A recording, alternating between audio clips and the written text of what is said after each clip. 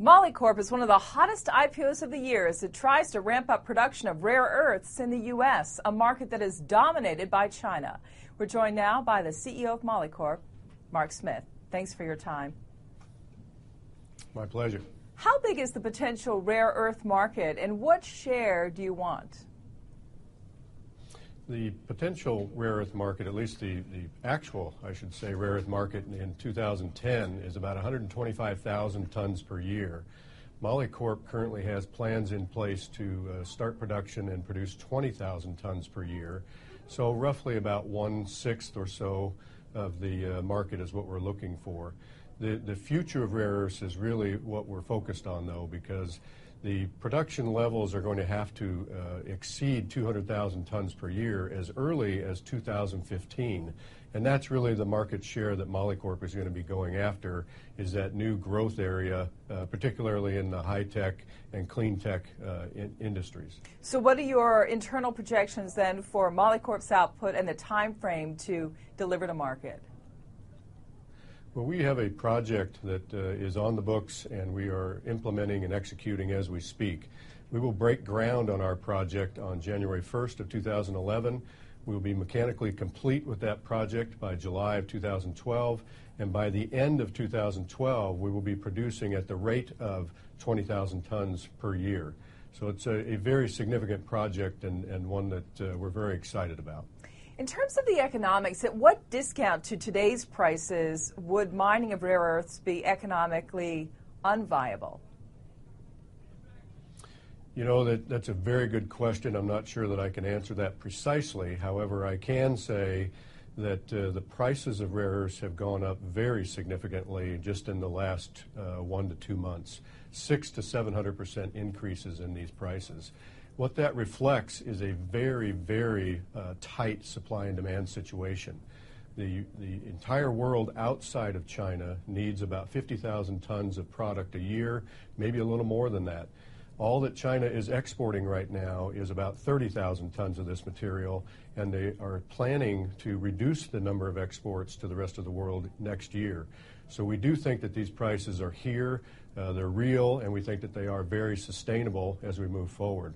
Mountain Pass, the deposit that we have, is an absolute world-class rare earth deposit. We think it's second to none.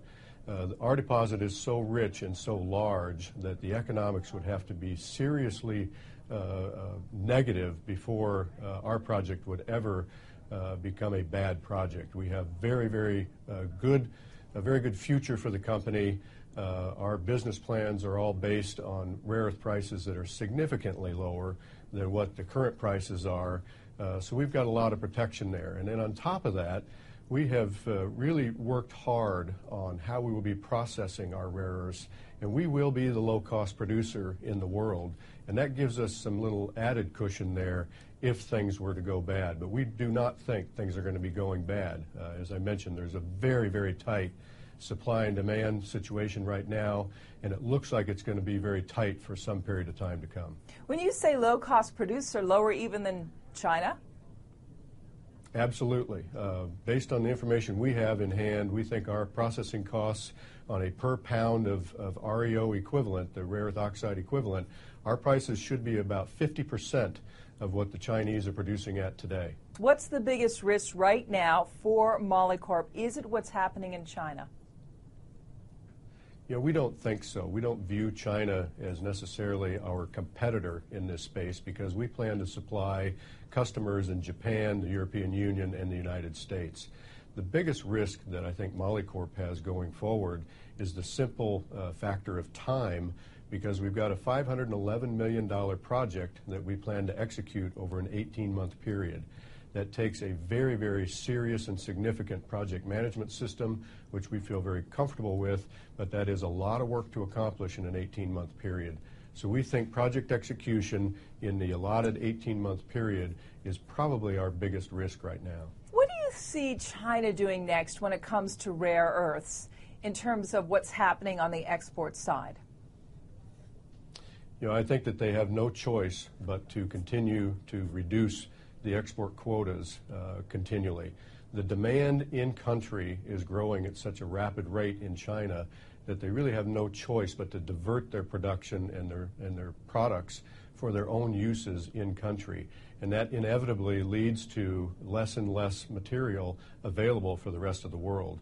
And that's why it's so important that we get projects like Molycorp up and running as soon as possible, because we need to have these alternative supplies and they need to be available to the rest of the world. Who are some of the key senators that you perhaps are speaking with to see if there can be a joint piece of legislation that gets through Congress on rare earth? You know, I think it would be easier to answer the question who we are not talking to. We have spent a tremendous amount of time in Washington, D.C., talking to literally every congressman and senator, every White House government agency person that we can find that will listen to the story about rare earths. The reception has been absolutely tremendous. People get the issues. They understand that something has to be done right now. But we have really reached out to a very broad spectrum, a very bipartisan approach in how we're pursuing this. And the good news is that we've gotten very good bipartisan support on H.R. 6160 with a very comfortable winning vote on that bill. So are you confident then there will be a final bill approved and sent on to the president perhaps next year? We are very hopeful of that. The key to what we're pushing very hard on is research and development and courses in our universities. That's the push that Molycorp has right now, and that's what we're very interested in. Getting back a little bit to what you said earlier in terms of pricing, that we've seen a 600 to 700% rise in some of these prices for rare earths. Neo Materials CEO is saying we're in the middle of a bubble. Is that a fair assessment, do you think? And if so, how do you manage expectations as CEO if that is the case? I do not think that we are in a bubble situation, because I think the supply and demand fundamentals of our industry suggest that supply is going to be very, very tight while demand is growing very, very rapidly. And Economics 101 tells us that that's the situation where prices will continue to rise. Mark Smith, CEO of Molycorp, thanks so much for your time. Do appreciate it. I'm Rhonda Schaffler. This is Reuters.